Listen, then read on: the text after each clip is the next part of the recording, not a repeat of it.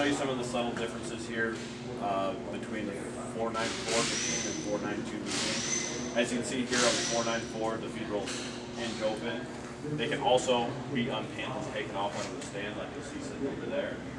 On a 492 machine, you either have to take them off onto a stand, it's a prefabricated stand, or you can leave the feed roll set on your tender. So, this one here makes it a lot easier because you can just hinge it open and get to it. You don't actually have to move it off there. Some of the differences on the knives. The knife on the 494 machine is a cupped knife. It is a one position knife, where on the 492 you actually move the knife out at 50% of its life. You're actually going to readjust them. You're going to back the shear bar back out, readjust the knife back out to the bar. This one, it's going to stay in there for the duration of the knife life. So there is no readjustment. What's the knife life comparison to the old ones? It's going to be basically the same. It's just that the way it's designed, you're not going to have to readjust it. Real quick, Woody, did we not have somebody writing questions in this? That's me. I'm gonna have to figure out how to tape and write questions at the same time here. I'll figure it out. Okay. Setting these ones up is a little bit simpler too. There's these little blocks. Who runs a 49? Who's got a 494? Everybody's got 492 then? Okay. We'll go over this just a little bit, just so you have an idea how these ones go in. Then we'll spend some more time on that. These little blocks will sit on there, and there's a little lip on there. That's what's going to index the knife to the cutter drum. Otherwise, when it's bolted in, it's just going to have this kind of concave washer that's actually bolted in there. So what you would do is use these to set your first knife to the drum, and then after that, set it on here real quick. Come on up here, guys. Have a look.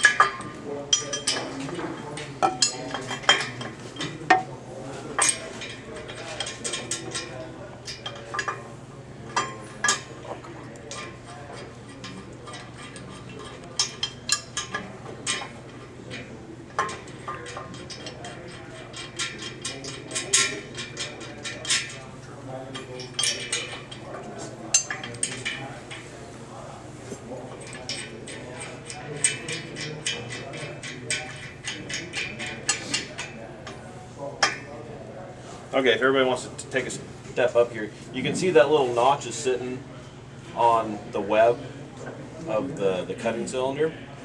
That's what's going to set that knife, because there is a little bit of slot in there where the knife will actually sit in there and kind of rock out a little bit. You won't have any side to side, where on those ones with the 4 bolts you'll have some side to side you'll have to adjust out of them. This one it won't. It's going to sit there in the cup and basically hold it in place, but you will have some in and out. So you can see that it's sitting on there, and what we're going to do is we're going to use just basically an 8mm bolt into this indexing hole, and we're going to set this first knife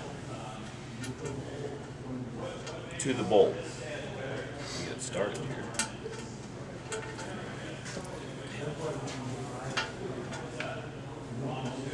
That cutter head there, what's the first year that come out with that? 2008, I believe, somewhere in there. 494 came out? Yeah. So what we do, we got this little tool. This is used for turning the cutting cylinder. You can just put it on the knife and move it. So on our first knife, Hey Todd, let me interrupt you real quick. I got the video going. Can you move to the other side there? Perfect.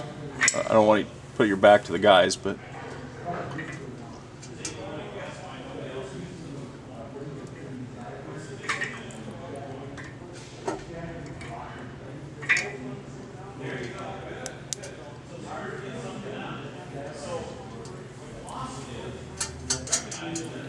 we set our first knife to that bolt with those blocks. From there, you take the knife back out and you use your normal washers.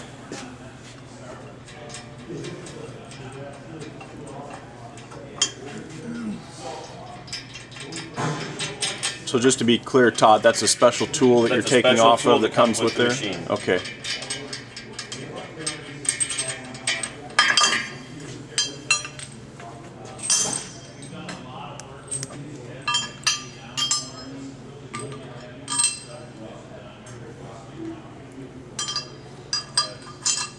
And then you will put your knife back in with the washers. And then you will set every knife to that height of that bolt. Then every knife around the drum is going to be at the same height. Instead of sitting there fudging it on the shear bar, you kind of got a reference point.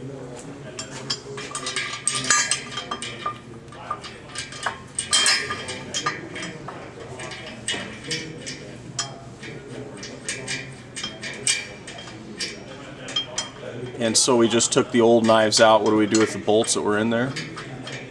The bolts you only use one time. Same thing on a 492. Every time you replace the knives, you replace the bolts.